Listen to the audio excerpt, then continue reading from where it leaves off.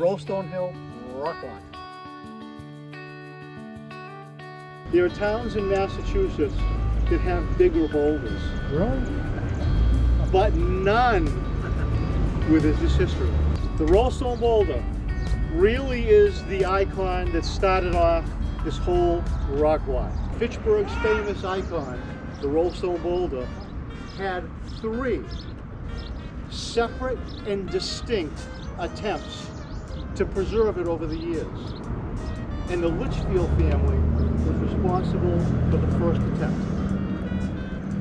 It was about 1880, and people that were visiting the boulder on top of Rollstone Hill started to notice that the boulder was developing these huge cracks and fissures.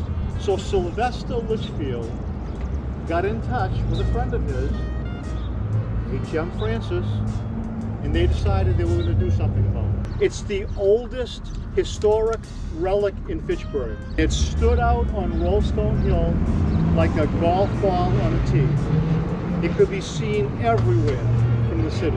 The boulder was reconstructed in the Upper Common in 1929 and 1930 by a mason by the name of J. Mark LeBlanc.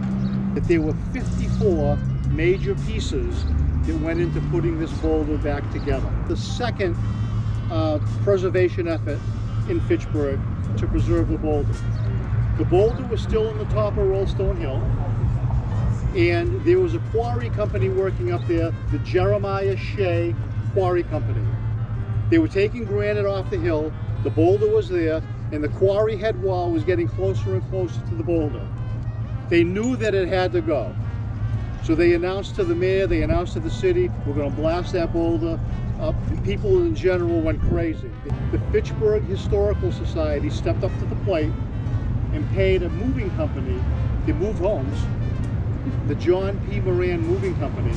They paid him $100 to take the Rollstone boulder while it was up on the hill, jack it up with jacks, build a big wooden sled under the boulder, bring a team of oxen up to Rollstone Hill, and drag the boulder 50 feet away from the quarry head wall.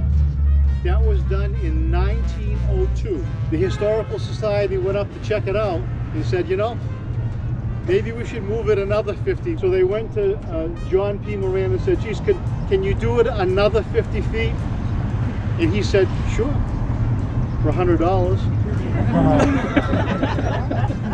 And the Historical Society simply did not have the money to pay another $100 to move it, so he dropped it right where it was. The boulder stayed from 1902 to 1929, 1930, pretty protected.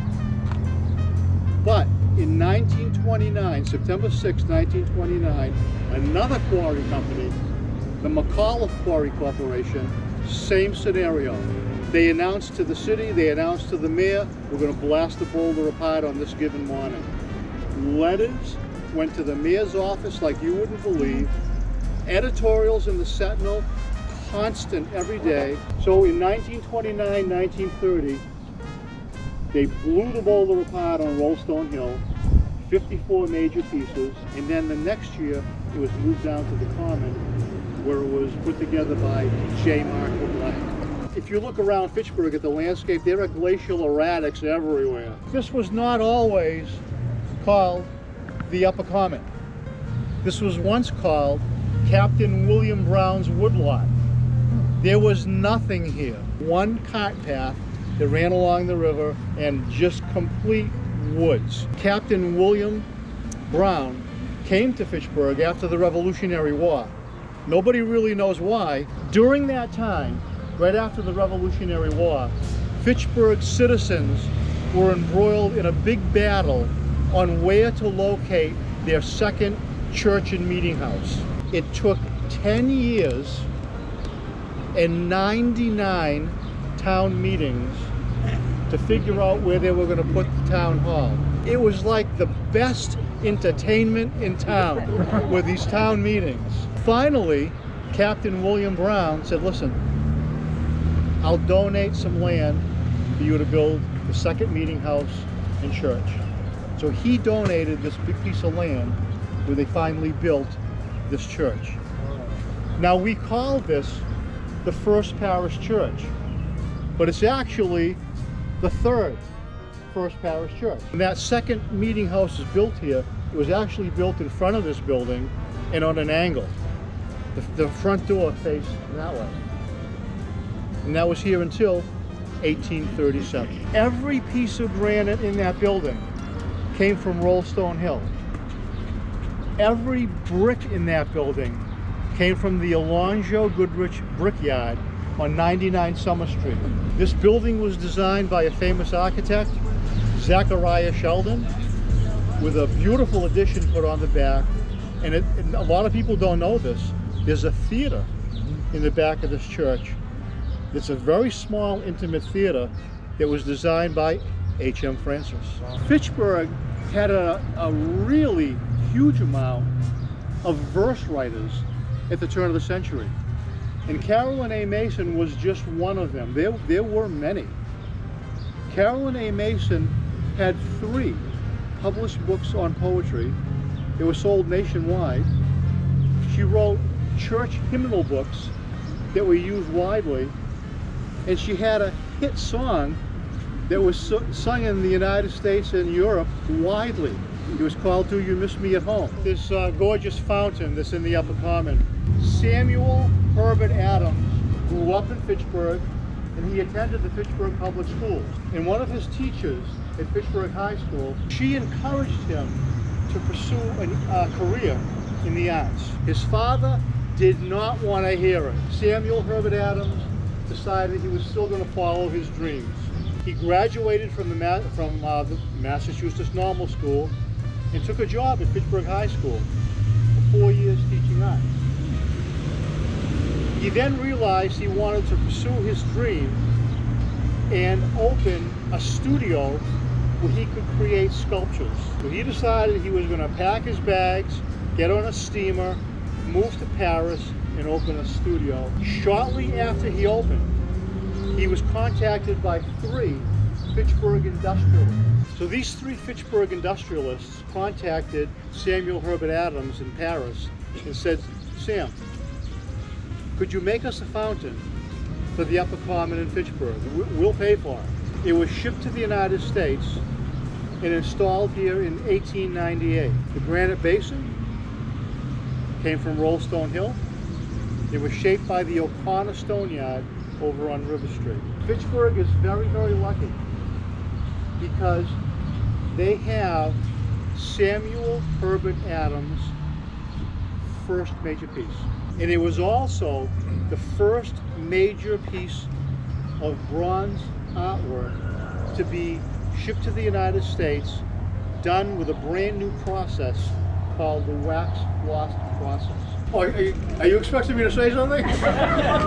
This building was built and designed by H.M. Francis. Who else? Fitchburg had money. Fitchburg had everything. So when this church was built, and they wanted only authentic Louis Tiffany windows from New York, the parishioners couldn't raise their hands fast enough to pay for one of them. There's a lot of money in Fitchburg. You really can't talk about Fitchburg history without mentioning the railroads. And then you can't talk about the railroads without mentioning Albert Crocker. He owned a paper mill. He was the first person to put cotton waste into paper to make it stronger. His paper mill was the biggest paper mill in the world. He needed a railroad. And he needed that railroad to go to Boston. So Boston could distribute that stuff all over the East Coast. So he lobbied the people and the powers to be in Boston to get on board and fund a railroad from Boston to Fitchburg.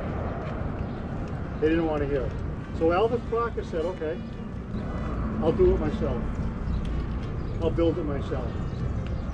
So he completely funded and built the railroad from Fitchburg to Boston.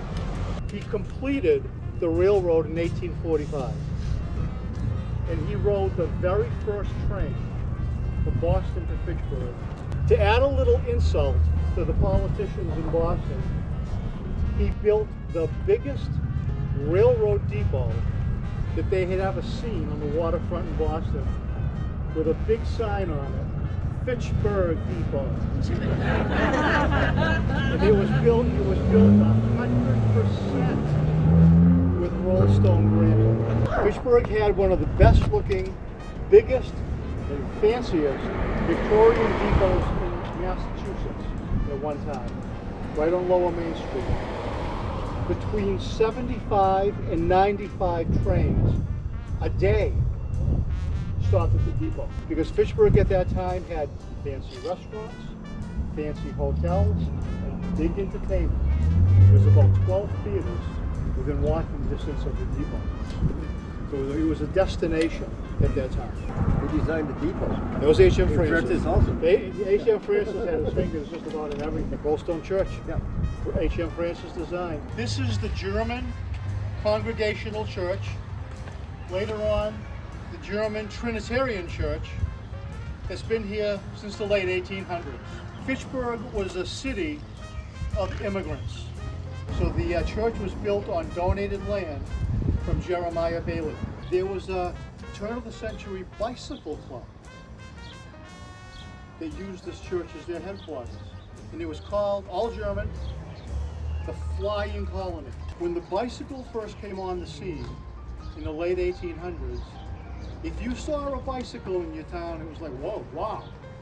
You know, what's that? They were new. If you lived in some of the surrounding cities or towns, you were waiting to see your first bicycle. At that time, Fitchburg had 4 bicycle clubs, with the Rollstone Bicycle Club being one of the oldest in the country. To my left and right here, 2 big pieces of granite that were carted down from Rollstone Hill are going to be put at the entrance to the Bruce Street Trail. This is the start of the Bruce Street Trail. Those 2 granite sentinels right there were mounted there because we're going to be putting there one of those huge trail maps that'll be placed on that.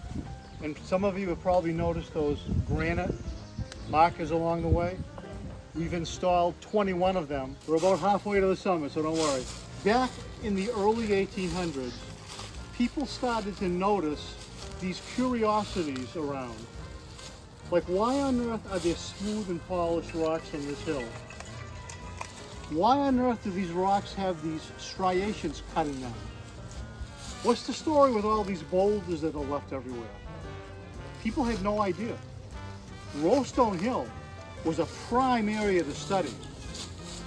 And Rollstone Hill was visited regularly by groups of college students in 1837, when a Swedish-born scientist by the name of Henry Assis, a Harvard University professor, visited Rollstone Hill to look at all the different curiosities, and he came up with, in 1837, a theory.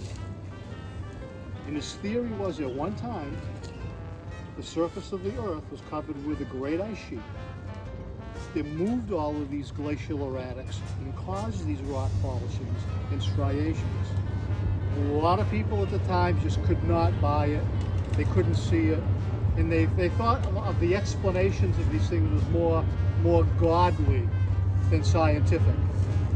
But eventually that theory of glaciation took hold, and again, Fitchburg was one of the very earliest communities, again, in the country, having a Assis Association right here in town. They talked about the theory of glaciation. We're almost there, we're about halfway. Okay. It's tricking us. Wait a minute now. You can make out a little bit of a foundation here. Yeah. There was once a house here. Really? There was a house of Henry Shattuck. That street out there is Shattuck Street. Henry Shattuck was a stone carver. And all he did was make cobblestone with a nice little cart, come down the little cart path and drop off raw granite at his door.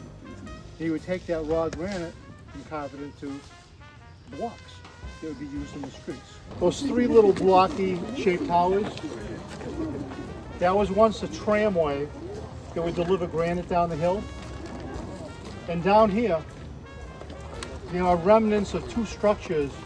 There's a better one up just a little ways, you'll see it on the way, where the granite would be dropped into a cart, a horse cart, from these tramways.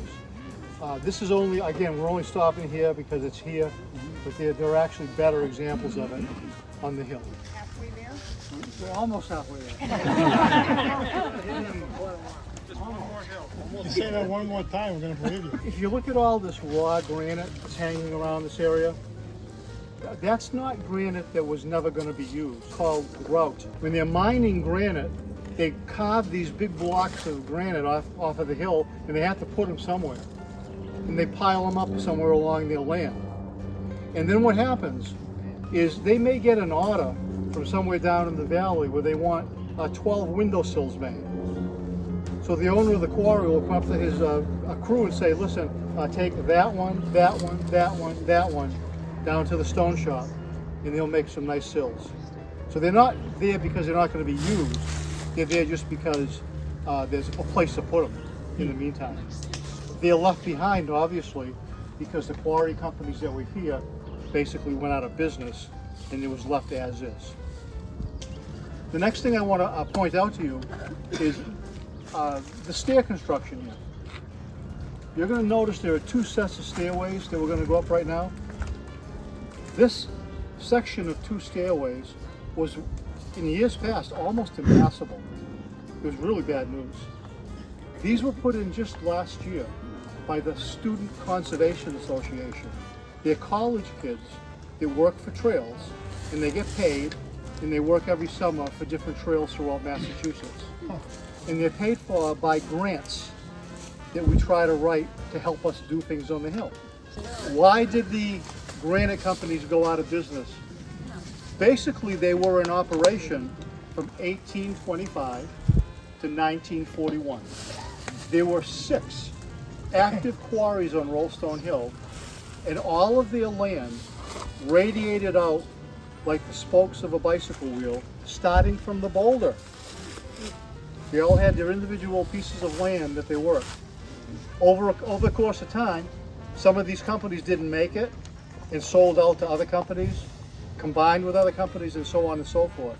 But what killed them was the widespread use of concrete. And building with concrete was cheaper, quicker, easier, and not as labor intensive as granite.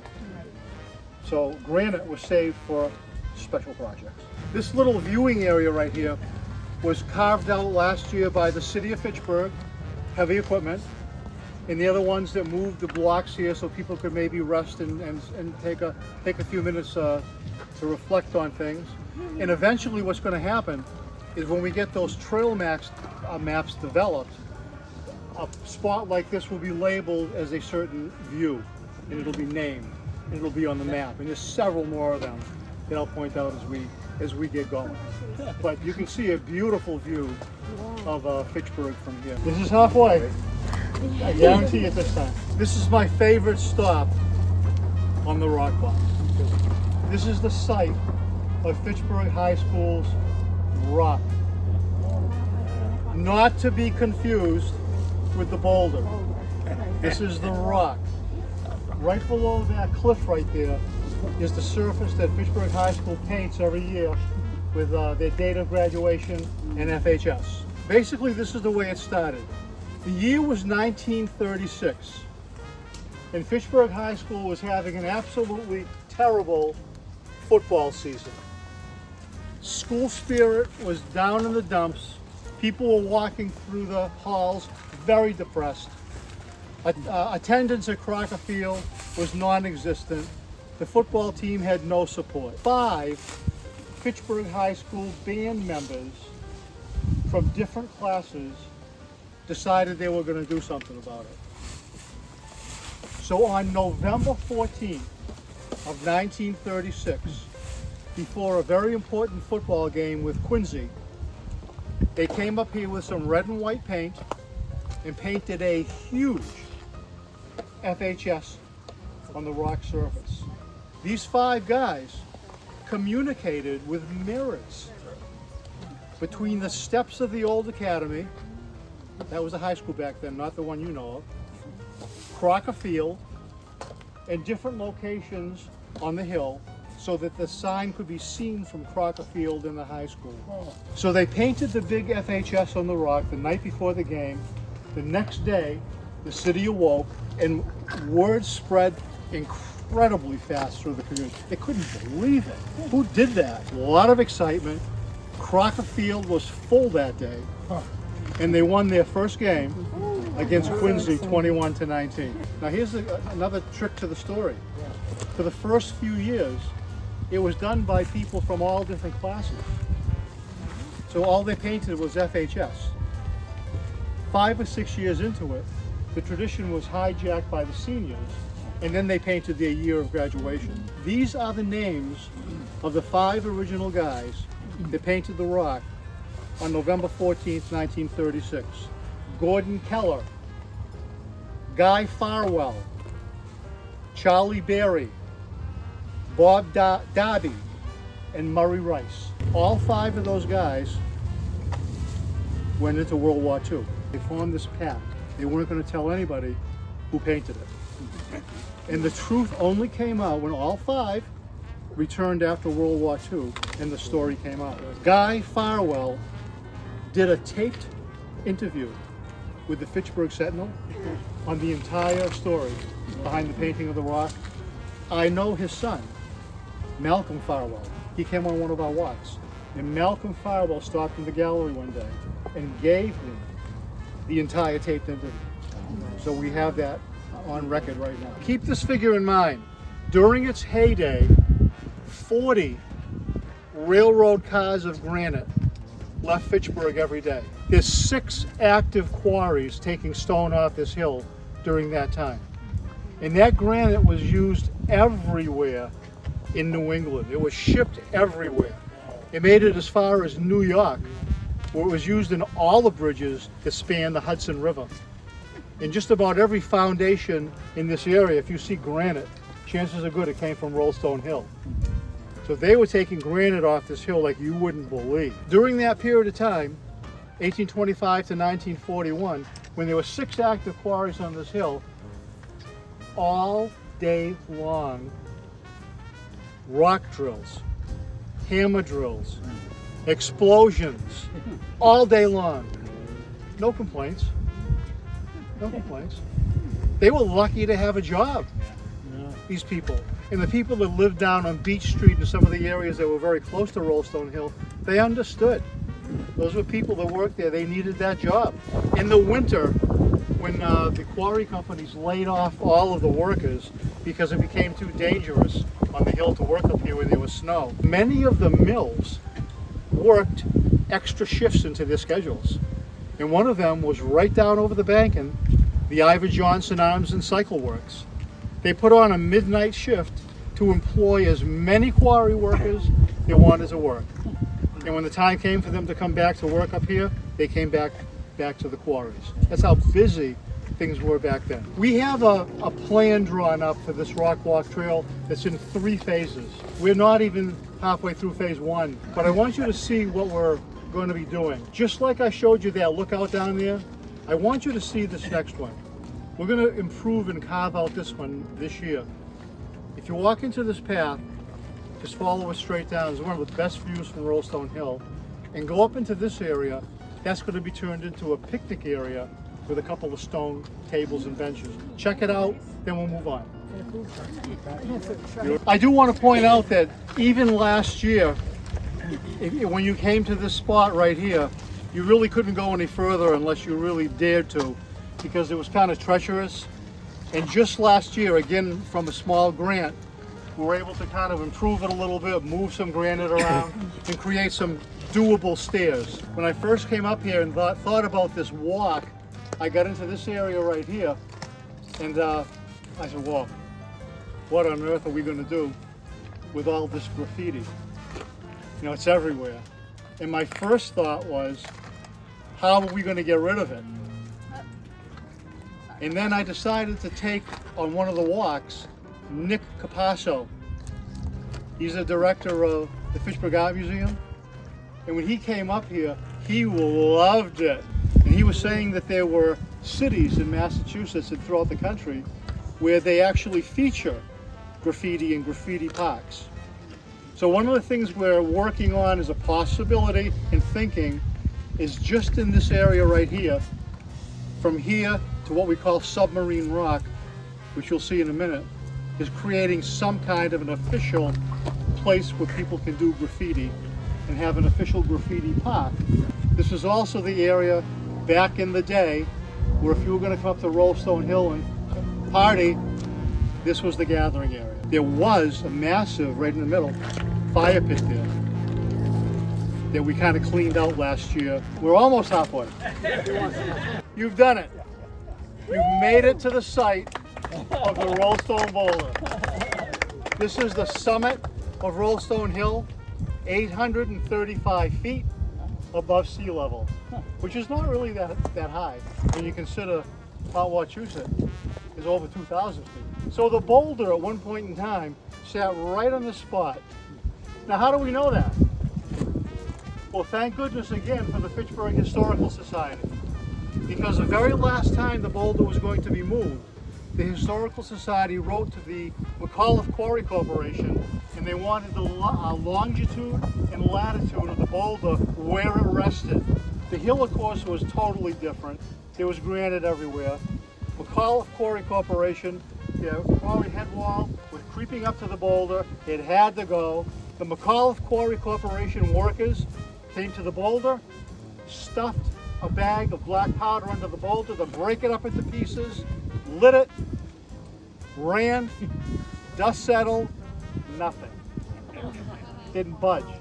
And here they're thinking that the thing's going to fall apart when they take the band off of it. They decide, okay, let's try an entire keg. So they put a keg of black powder under the boulder, lit it, ran, dust settled, nothing. It didn't budge. So they quit for the day. They came back the next day and they decided to try a different strategy. Using the Burley rock drill, they drilled holes into the boulder, stuffed those holes with black powder, and finally the rock split apart, fractured into 54 major pieces, fell apart, and half of it slid down the quarry wall. Those pieces were loaded onto a truck, stored on the hill for 1 year, like we said, then brought down to the common. Now I want you to think about this. Poets, turn of the century, writing poems about Fitchburg. What other community has stuff like this? Rollstone Mountain, thee we hail, girded with thy granite mail. Many a legend, story, song, round thy steadfast grandeur throng. At our feet our city grows, children of thy mighty throes are our bridges, blocks, and towers. Thy foundations still are ours.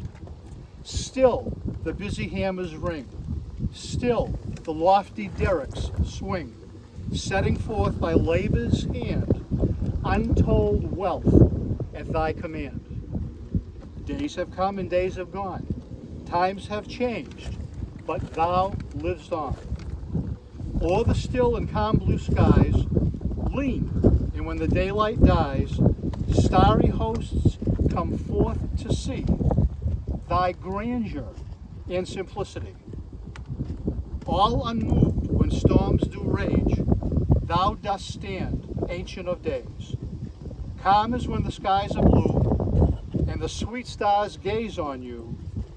Still be strength and benison, Rollstone as the years roll on.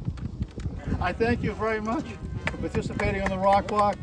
It was a great day. Thank you.